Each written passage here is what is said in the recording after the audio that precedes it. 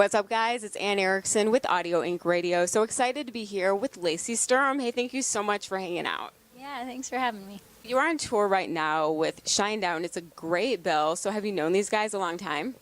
Yeah, we actually toured with them in Flyleaf. Gosh, I don't even know how many years ago. Lots of years ago, and we had a cool run with them. We were out with Hailstorm. Actually, it was one of Hailstorm's first tours too. And Hailstorm was before she was such a hippie then. She didn't wear any makeup. She was like barefoot and baggy jeans, and now she's all leather and like, really lots of makeup and stuff. So it was really cool because she is just excellent at what she does. And to get to meet her back then, I was like, hey, let me do your makeup. She's like, oh, I don't really care. And now she does it. So it's funny because he had her singing with him every night too, and really helped them get their name out there. But it was fun. I'm glad to be out with them again. They've really changed so much, and you can see that there's like this thing that they've overcome, I guess, that makes them just that much more inspiring, I think, to the fans. So the songs are really inspiring and positive, which is really cool. What's been the coolest thing so far about being a part of this tour this summer? Well, we had been wanting to, my husband is a big Shinedown fan for years, and he always wanted to go out and tour with them.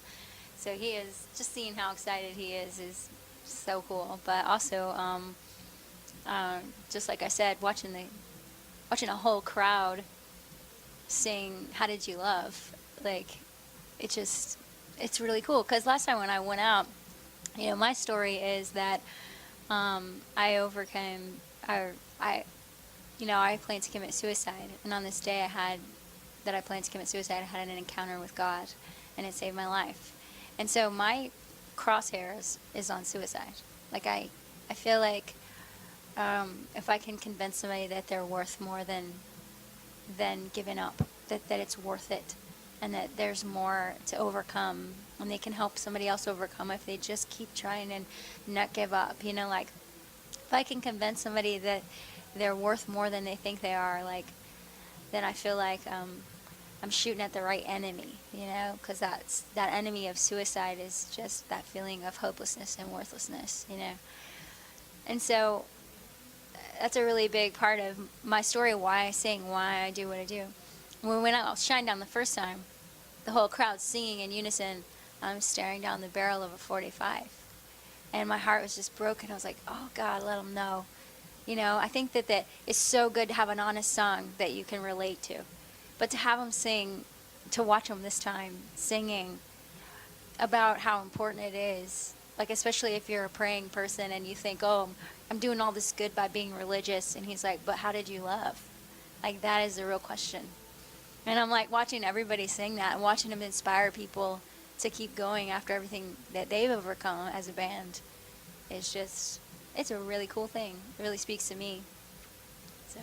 Wow, that's actually, one of my favorite Shinedown songs. Well, your debut solo album came out last year, Life Screams. It's a great record. Are you working on new stuff yet? Oh, we're always writing stuff. We sit around with the guitar and make up songs. Sometimes on stage, too, there's a spot where we sort of just kind of free flow with a couple notes and just sing stuff over top of it. So we're always working on stuff, but we don't have any plans right now to put another record out yet, but we definitely are still writing. You're also an author. You have 2 books out. You're working on a 3rd book. What can you tell us about that? It's a long process. No, yeah, I just turned in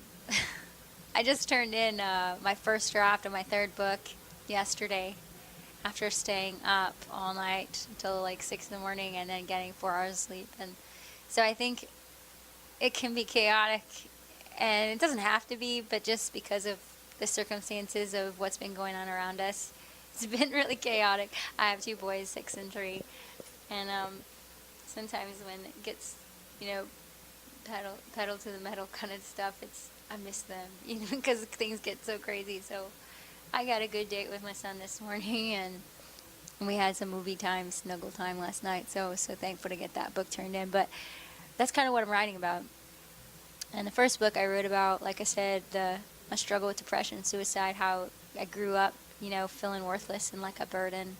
My mom, a single mom of 6 kids, and you feel like another mouth to feed. And then going through what I went through and coming out realizing that when you struggle, there's so much more significance to what you overcome.